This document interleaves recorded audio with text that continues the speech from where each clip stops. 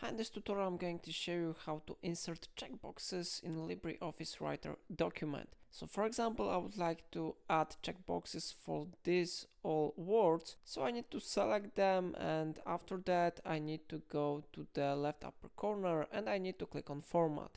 Then I need to go to Bullets and Numbering. So I click here, and now we need to go to Customize tab. And here we need to click on Select Character.